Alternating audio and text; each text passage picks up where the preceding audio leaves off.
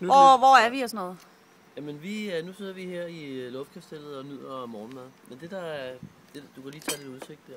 Der står en fotograf. Men det der faktisk... Der står fotografen.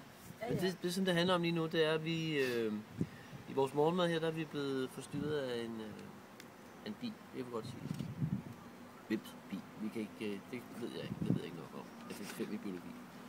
Hvad det hedder... Vi vil nu ydmyge den her bi. Idiot. Det er faktisk en vips.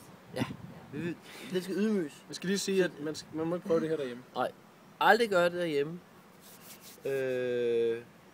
Men vi kunne simpelthen ikke, vi kunne ikke nære os. Stefan har nu sørget for, at han fangede vips i luften, og har den nu i fangenskab herovre i min hånd.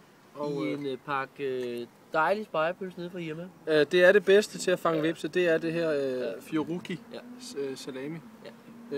Vi har snydt lidt og tilberedt det hjemmefra, men vi kan se, den er her, og nu skal vi så i gang, for den har fundet ud af, hvor den kan få luft nu. Ja. Så.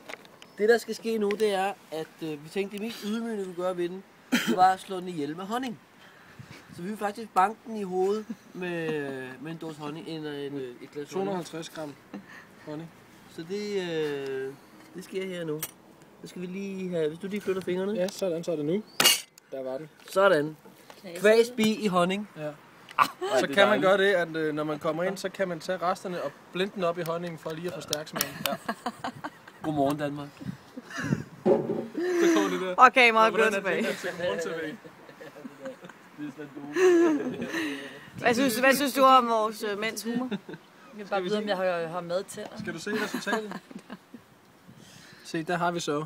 En ydmygt. Det er en vaskeægte honningbi. Den lever stadig lidt. Så det lader den bare.